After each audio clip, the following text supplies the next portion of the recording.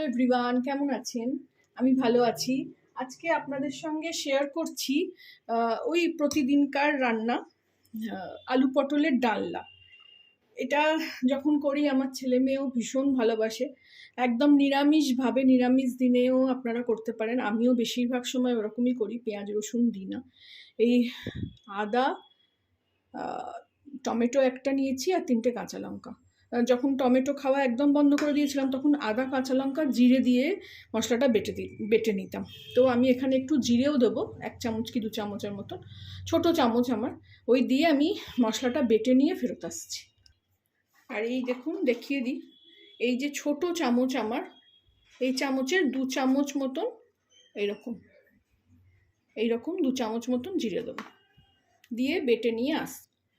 এই দেখুন মশলা করে নিলাম। এরপর আমি কড়াই তেল দিয়ে দেবো।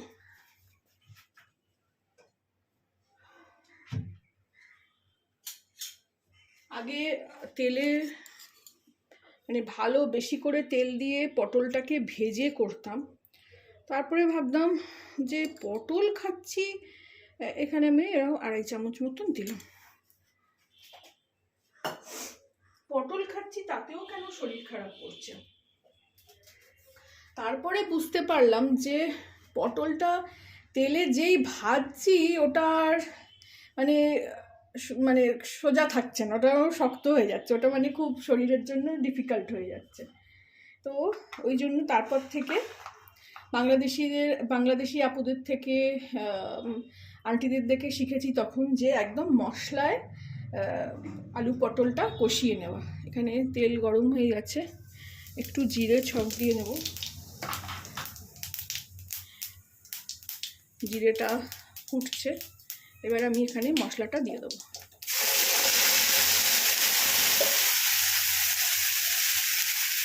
একটু দিয়ে নেব।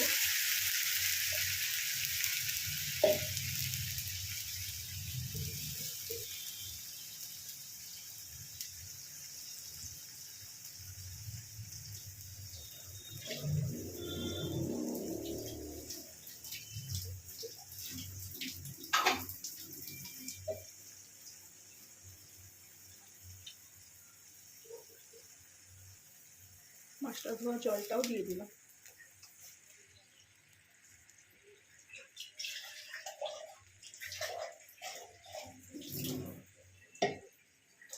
এটাতে এবারে খুব সিম্পলভাবে করি আমি, অথচ খুব সুন্দর খেতে হয়। একটু হলুদ আর কাশ্মীরি লঙ্কার গুঁড়ো।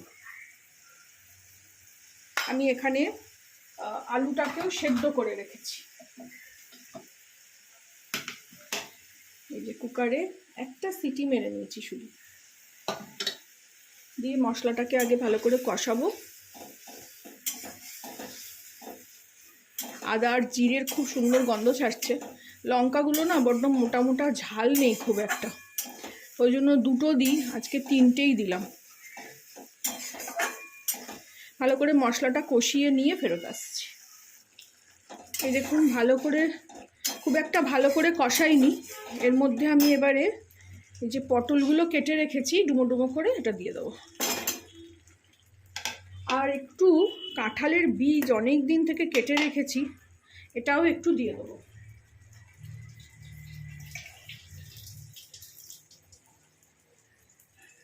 কাঁঠালের বীজ সাধারণত আমি কোনো চচ্চড়ি করলে দিই, আলু পটলের চচ্চড়ি, আপনাদের বোধহয় দেখিয়েওছি একবার, কিন্তু অনেক দিন ধরে পড়ে আছে কাঁঠালের বীজগুলো, খারাপ হয়ে যাবে বলে আমি এখানে দিয়ে দিলাম। এবার এটাকে ভালো করে কষাবো। কালারটা কত সুন্দর এসছে দেখুন। আলুটা এক্ষুনি দেবো না, পটলটা একটু কষানো হোক, তারপরে দেবো।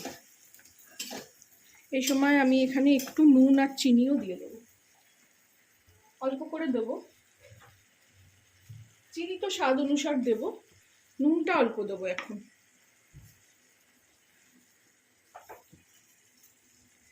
খুব গুঁড়ো চিনি তো বোঝা যায় না।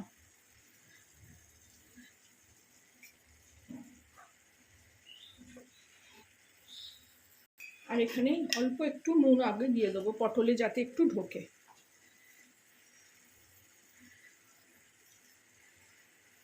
কারণ একটু ঝোল থাকবে, তখন আবার মেপে দেব। দিয়ে এটাকে ভালো করে কষাবো। আপনারা চাইলে পেঁয়াজ রসুন দিয়েও করতে পারেন, কিন্তু এটা খুব আসলে ইজি রান্না। মানে এইরকমভাবে আগে তো পটলটা ভাজতাম, আমার মেয়ে পটল ওই ভাজা ওরকমভাবে করে কষালে না, মানে আলু পটলের ডালনা করলে খুব ভালোবাসতো।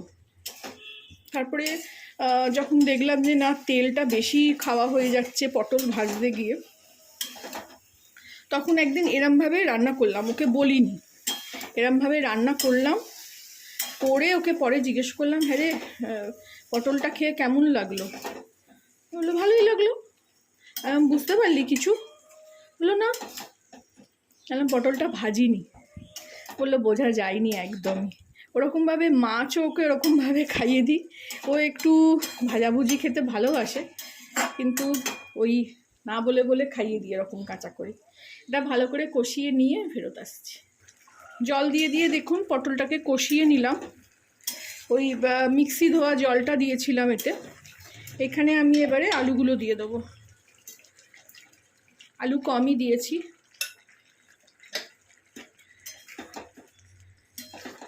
দিয়ে এটাকে দিয়েও এবার ভালো করে কষাবো। তারপরে অল্প একটু জল দেবো, বেশি জল দেবো না, মানে ওই ভাত খাবার মতন। দিয়ে এটাকে কষিয়ে নিয়ে ফেরত আসছি। এই দেখুন ভালো করে কষিয়ে নিলাম, জলটা একদম শুকিয়ে গেছে। এরপরে একটু যতটা ঝোল আমি রাখতে চাই ততটা জল দেবো। আঁচটা এখানে একটু কমিয়ে দিলাম, নয়তো ধরে যাবে। খুব সুন্দর গন্ধ ছাড়ছে, আর কালারটাও খুব সুন্দর এসছে।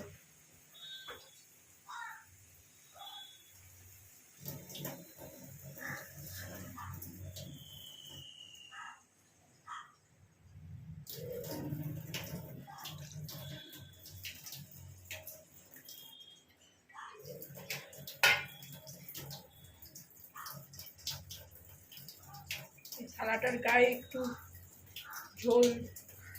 জল লেগে আছে, ওটাই ধুয়ে দিয়ে দিলাম। এবারে এতে আমি এটাকে এবারে গ্যাসটাকে জোরে করে দেবো।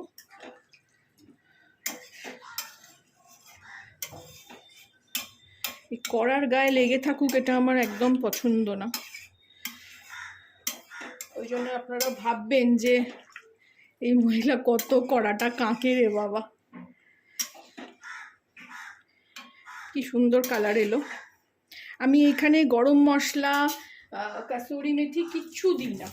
আমার পটলের গন্ধটা আমার এত ভালো লাগে, সেই জন্য আমি এখানে অন্য কোনো মশলা দিই না। শুধু একটু ওই জিরে গুঁড়ো দিলাম, ধনেও দিই না। এবার স্বাদ মতন আর একটু নুন দিয়ে দেবো।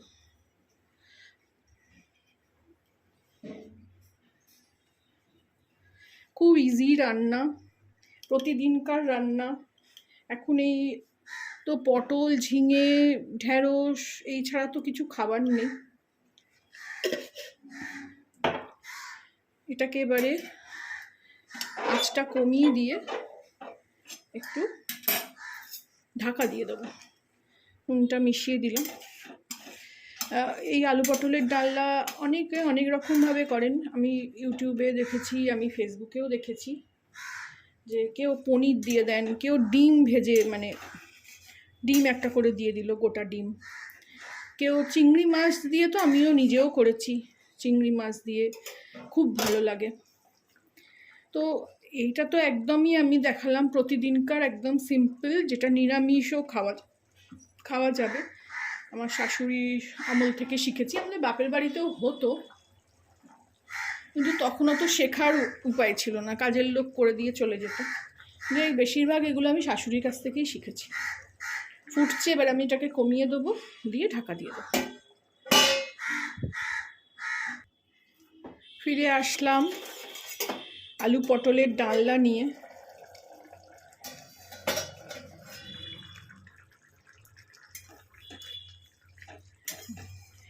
ঝোলও খানিকটা শুকিয়ে গেছে, এতটাই আমার ঝোল চাই, এর থেকে বেশি চাই না। আলু তো অলরেডি সেদ্ধ ছিল। এইখানে একটু থালাটা ধুয়ে জলটা দেবো, থালাতে সব মশলাটা লেগে আছে।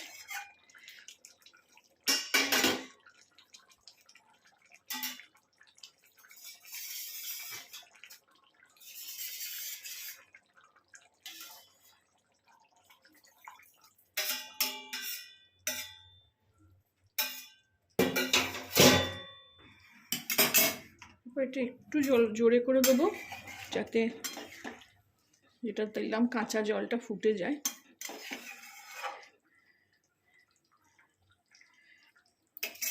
আপনারাও বানিয়ে খাবেন।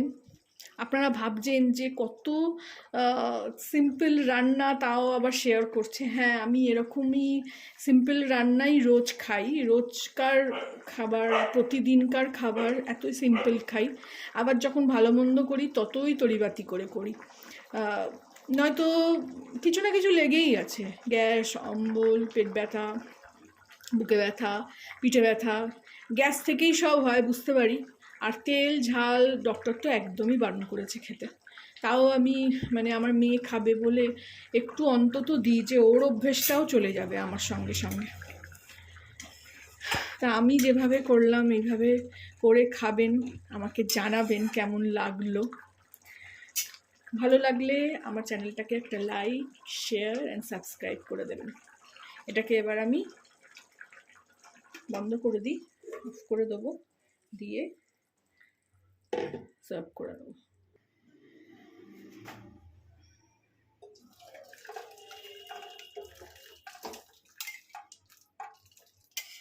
খুব সুন্দর গন্ধ ছাড়ছে।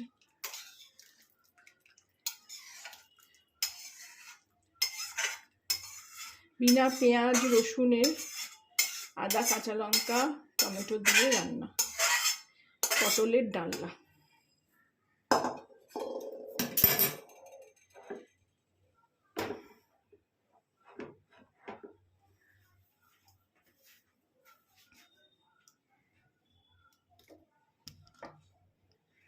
Thank you for watching.